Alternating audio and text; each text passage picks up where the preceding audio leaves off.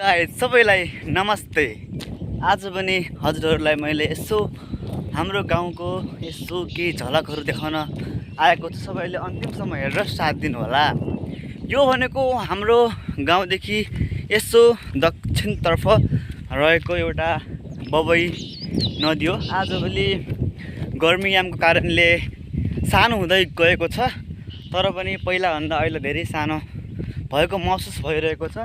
यो भनेको पुरा बबई नदीको बगर भन्छ हैन। यहाँ नदी हेर्ने ठाउँलाई यहाँदेखि पुरा जाली बाँधेको छ। यतातिर बर्खायाममा धेरै क्षति गर्ने हुनाले यहाँ यो बाँकी गाउँलाई संरक्षण गर्नको लागि, रक्षा गर्नको लागि भनौँ, यहाँको भूभागहरूलाई बाढी पहिरोले नलाओस् भनेर यहाँ यस्तो बाँध बनाइएको थियो। यहाँबाट जाली बाँधेर त्यसै गरी म हजुरहरूलाई हाम्रो बाँकीको एउटा अर्ग्यानिक खेती तर्फ लान प्रयास गर्दैछु। यहाँ धेरै किसिमका तरकारीहरू पाइन्छन् र एक किसिमले अर्ग्यानिक नै पाइन्छन्, ताजा पाइन्छन्। यहाँ आएर हजुरहरूले त्यसको लाभ पनि लिन सक्नुहुनेछ। हजुरहरूलाई समग्रमा सबै देखाउनेछु। यो भनेको मकै खेती भयो। यहाँ भिन्डीहरू छन् धेरै, वहीँसम्म उतातिर बोडीहरू पनि छन्। यहाँ पनि मकै पुरा कोसाला लागेका छन्, खाने भक्कर भएका छन्। र यहाँ काँक्राहरू रहेका छन् वहाँसम्म उतैसम्म। यहाँ काँक्रा ताजा पाइन्छन्। र त्यसै गरी यहाँ खुर्सानी पनि रहेका छन्, लटरम्म फलेका छन् खुर्सानीहरू। अनि यता क्याप्सिकमहरू भए, अनि यता फेरि काँक्रा हुँदैछन् यता पनि। अनि यहाँ क्याप्सिकम पनि छन्। यतातिर बोडी भक्कर अब फुल्ने तर्खरमा छन्, कोही फुलिसकेका छन्। यता फेरि भिन्डी छन्, उतैसम्म छ। यो यता पनि मकैहरू छन्। कहाँ हुन्छ बाजे? बाजे हुनुहुन्न? ए अझै आउनु भएको छैन नि? म त काँक्रा लिन आएको थिएँ। आउनुहोस् न दादा, 2-3 केजी लाने भने छन् नि काँक्रा त। ए प्लास्टिक लिएर आउनु न, ल म टिप्दै गर्छु है। ल यहाँ बोडीहरू धेरै रहेका छन्, हेर्न सक्नुहुन्छ। यहाँ पुरा भिन्डी हुँइसम्म छन्, उतातिरबाट भिन्डी धेरै छन्। म देखाउन हेर्न सक्नुहुन्छ। यो पुरा भिन्डीहरू सब भिन्डीहरू हुन्। अनि यो क्याप्सिकम हो। यो भर्खर 1 लट फलेर 2 लट फलेर यो अलिकति निग्गिने अवस्थामा छ यो क्याप्सिकम। त्यसै गरी यहाँ मकैहरू त मैले अघि नै देखाइसकेँ। अनि खुर्सानी पनि एकदम गजब छन्, हेर्न सक्नुहुन्छ। आउनु होला यदि चाहिएको छ भने। म अब तपाईँहरूलाई काँक्रा टिपेर देखाउने छु। एकदम राम्रो काँक्रा छ, तपाईँहरूले भन्नु पनि पर्दैन हैन।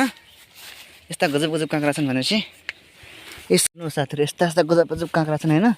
यसरी टिप्ने गरिन्छ यिनलाई। अनि यसरी टिपेर हामीले पोलिथिनमा राख्नेछौँ साथीहरू। राम्रा काँक्रा छन्, एकदम राम्रा काँक्रा छन्, खान योग्य काँक्रा छन् हैन। एकदम राम्रो काँक्रा छन्, हेर्न सक्नुहुन्छ। यो पनि छिप्पेको छैन होला। काँक्रा एकदम राम्रा छन्, तपाईँहरूले आउनु होला। आजभोलि बाजेले बजारतिर लान्छ कि लान्न काँक्रा? लानुभयो आज? त्यही भएर अलिकति कम जस्तो देखियो कि काँक्रा। ए यता पनि काँक्रा धेरै रहेका छन्, हेर्न सक्नुहुन्छ। यता फेरि काँक्रा अलिकति राम्रो भएको कारणले म फेरि काँक्रा जम्मै लिन आउँछु। अनि त्यसै गरी हेर्नुहोस्, यतातिर फेरि यहाँ काँक्रा फेरि साना छन्। अब फेरि यो हुने तर्खरमा छन् यिनी काँक्राहरू। ल साथीहरू हेर्न सक्नुहुन्छ, एकदम राम्रो छ यहाँ है खेतनी नाली।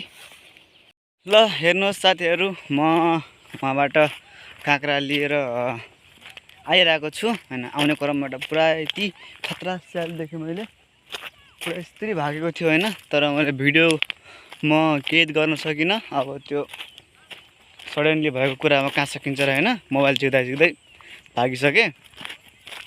यी काँक्रा लिएर आएको छु हैन। अब घर जाने हो हैन। अब यहाँ एउटा हाम्रो बबई नदी पर्छ, मैले यहाँबाट तर्ने प्रयास गर्दैछु। हेर्न सक्नुहुन्छ। यो हाम्रो बबई नदी हो होइन। त्यही हो, पहिला ठुलो थियो नदी होइन। हामी तर्न पनि अलिकति गाह्रो हुन्थ्यो। आजभोलि धेरै कारणले गर्दा, मौसम परिवर्तन भएको कारणले, जलवायु परिवर्तन भएको कारणले र चुरे क्षेत्रमा धेरै चुनढुङ्गा उत्खनन गर्नको कारणले यहाँ खोला नालाहरूमा धेरै प्रभाव परेको छ। के गर्ने अब, धेरै प्रभाव परेको छ। अरू के भन्न सकिन्छ र। यो भनेको हाम्रो सामुदायिक नर्सरी हो होइन। यहाँ पहिला यो पुरा बगर थियो होइन, नदीको भूभाग भनौँ। यसमा अब सबै गाउँलेहरूले मिलेर रुखहरू रोप्यौँ। अनि त्यस कारणले रुख रोपेर उतातिरको हाम्रो पहिरो जाने सम्भावना क्षेत्रलाई जोगायो यो नर्सरीले गर्दा। अनि त्यसै गरी यहाँबाट हामीले धेरै लाभ पनि लिने गर्छौँ। वर्षमा एकपटक हामीले यहाँका दाउराहरू काट्ने गरिन्छ अनि दाउराको लाभ लिन सकिन्छ र धेरै कुरा आम्दानी गर्न सकिन्छ होइन। फेरि हेर्न सक्नुहुन्छ, उहाँ फेरि फर्केको छ एउटा स्याल। देख्नुभयो साथीहरू तपाईँहरूले, नदी तरिसक्यो होइन।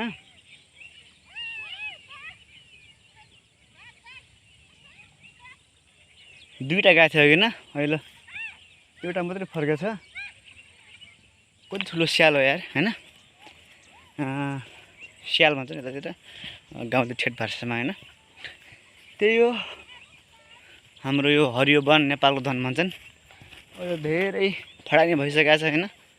धेरै रुख बिरुवाहरू जलेका छन्। प्रत्येक साल आगो लाग्छ होइन। के गर्ने, कसरी लाग्छ थाहा हुन्न, लागेको मात्रै थाहा हुन्छ होइन। त्यही हो, यतातिर आजभोलि धेरै गर्मी छ साथीहरू होइन। हाम्रो यो नेपालमा, हामी यो दाङमा पनि धेरै गर्मी भइरहेको छ। यो जेठको महिना भएर पनि होला सायद, पानी पनि पर्नेको नाम पनि लिएको छैन। मकैहरू पुरा सुक्न लागिसके, पानी पर्दै हुन्थ्यो भन्ने स्थिति आइसकेको छ होइन। यहाँ पनि अब यो बगर क्षेत्र हो। पहिला हाम्रो नदी हो यहाँबाट बग्ने गर्थ्यो कि, त्यही भएर यिनी नदीले बनाएका यिनी डिस्काहरू अझै पनि यस्तो छन्। पहिला कति अग्ला मानिन्थे, आजभोलि जमिन भाटीहरू हो कि हो, कति छोटा छोटा मानिन्छन्। त्यही हो साथीहरू। अरू सबै सन्चै छ। अनि तपाईँहरू कहाँदेखि हेर्दै हुनुहुन्छ कमेन्ट गर्नु होला। के गर्नुहुन्छ आजभोलि कमेन्ट गर्नु होला ल। यति भन्दै म आफ्नो छोटो भ्लग यहीँ नै टुङ्गाउन चाहन्छु साथीहरू। ल साथीहरू, बाई। फेरि यसरी भोलि भेटौँला।